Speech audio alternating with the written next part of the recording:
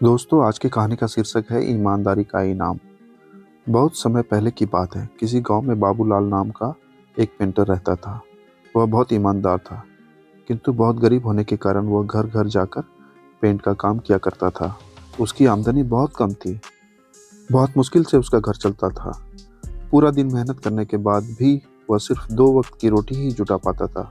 वह हमेशा चाहता था कि उसे कोई बड़ा काम मिले जिससे उसकी आमदनी अच्छी हो, पर वो छोटी काम भी बड़े लगन और ईमानदारी से करता था। एक दिन गांव के जमींदार ने बुलाया और कहा, सुनो बाबूलाल, मैंने तुम्हें यहाँ एक बहुत ज़रूरी काम के लिए बुलाया है। क्या तुम वो काम करोगे? बाबूलाल, जी हुजूर, ज़रूर करूँगा। बताइए क्या काम है? जमींदार, मैं चाहता हूँ कि तुम मेरे नाव पेंट करो और ये काम आज ही हो जाना चाहिए। बाबूलाल, जी हुजूर, ये काम मैं आज ही कर दूंगा। सामान लेकर जैसे बाबूलाल आता है, वो नाव को रंगना शुरू कर देता है। जब बाबूलाल नाव रंग रहा था तो उसने देखा नाव में एक छेद है। उसने सोचा अगर इसे ऐसे ही पेंट कर दिया जाए तो ये डूब जाएगी। ऐसा सोचकर वह छेद को भर देता है और नाव को पेंट कर देता है। फिर वह जमींदार के पास जाता है और कहता है, हुजूर, नाव का पूरा काम हो गया है, आप चलकर देख लीजिए। फिर वो दोनों नदी किनारे जाते हैं। नाव को देखकर जमींदार बोलता है, अरे वाह बाबूलाल, तुमने तो बहुत अच्छा काम किया है। ऐसा करो, तुम कल सुबह आ जाना और अपना पैसा ले जाना। उसके बाद वो दोनों अपने अपने घर चले जाते हैं। अगले दिन जमींदार के परिवार उसी नाव में नदी के उस पार घूमने जाते हैं।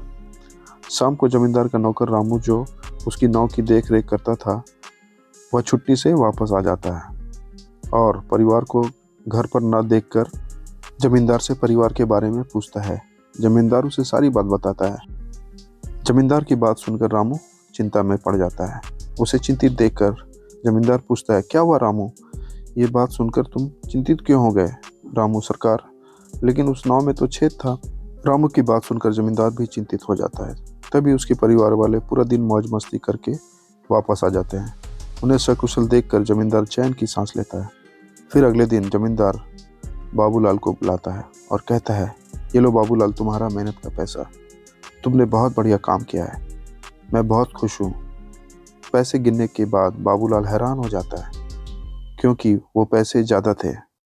वो जमींदार से कहता है, हुजूर, आपने मुझे गलती से ज़्यादा पैसे दे दिए हैं। जमींदार, नहीं बाबूलाल, ये मैंने तुम्हें गलती से नहीं दिए हैं। ये तुम्हारे मेहनत का ही पैसा है, क्योंकि तुमने बहुत बड़ा काम किया है। तुमने इस नाव के छेद को भर दिया, जिसके बारे में मुझे पता भी नहीं था। अगर तुम चाहते तो उसे ऐसे भी छोड़ सकते थे, पर तुमने ऐसा बिल्कुल नहीं किया, जिसके लिए मेरा परिवार सुरक्षित घर वापस आ गए हैं। तो दोस्तों, इस कहानी से हमें यही सीख मिलती है कि हमेशा अच्छा काम करना चाहिए, ईमानदारी से काम करना चाहिए और लालच से दूर रहना चाहिए। तो दोस्तों, अगर आपने अभी तक चैनल को सब्सक्राइब नहीं किया तो प्लीज़ चैनल को सब्सक्राइब करें, लाइक करें और बेल आइकन को दबाएं। धन्यवाद।